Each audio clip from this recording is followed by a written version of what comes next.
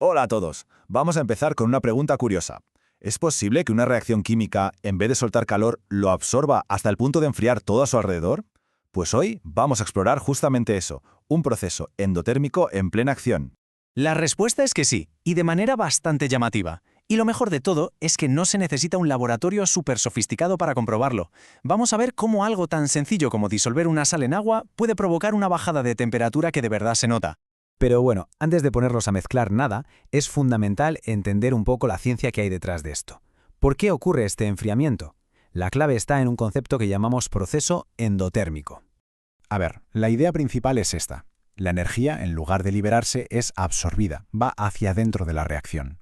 Es como si la propia reacción tuviera frío, por así decirlo, y necesitara coger calor de lo que tiene alrededor. En nuestro experimento se lo robará al agua, y claro, al quitarle calor, el agua se enfría. Venga, pues vamos a ver qué necesitamos para observar este fenómeno. Y tranquilos que no hace falta ningún material súper raro. La preparación es bastante sencilla y como siempre es el primer paso para que el experimento salga bien. Aquí los protagonistas absolutos son el nitrato de amonio y el agua destilada. Todo lo demás, la balanza, el termómetro, son las herramientas que nos van a permitir medir con precisión ese cambio de temperatura que queremos observar. Vale, con todo listo llega el momento de la verdad. Vamos al lío. Es súper importante seguir el procedimiento paso a paso para que los resultados sean fiables y la observación sea lo más clara posible. Seguir estos 6 pasos al pie de la letra es crucial, ¿eh? La precisión aquí lo es todo, sobre todo al pesar el nitrato. Y un detalle importante, hay que tener un poco de paciencia y esperar a que la temperatura final se quede quieta, que se estabilice bien, antes de anotar el valor definitivo. Al final, todo el experimento se reduce a anotar estos dos datos, que son clave: la temperatura con la que empezamos y la temperatura con la que acabamos. La diferencia entre esos dos números va a ser la prueba, la evidencia numérica de ese proceso endotérmico que estamos estudiando. Perfecto. Una vez que tenemos los datos apuntados, empieza la parte más interesante, la de pensar. Ahora toca preguntarse, ¿y ahora qué? ¿Qué nos están diciendo realmente estos números que hemos medido? Lo primero es describir lo que se ha observado directamente.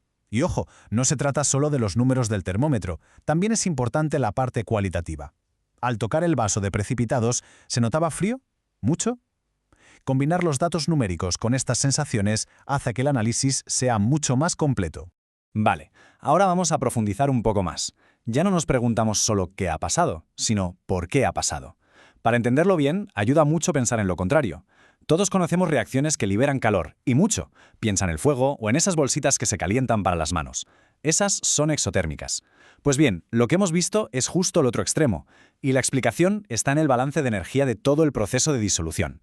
Y para terminar de atar todos los cabos, tenemos que pensar a nivel molecular. En lo que no se ve, pensemos en esto.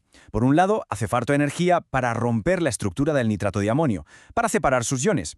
Y también hace falta energía para hacerle un hueco entre las moléculas de agua. Pero, por otro lado, cuando los iones ya están sueltos y se rodean de agua, se forman nuevos enlaces, y eso libera energía. Entonces, la gran pregunta es, ¿qué pesa más en la balanza? ¿La energía que se necesita para romper enlaces o la que se libera al formar otros nuevos?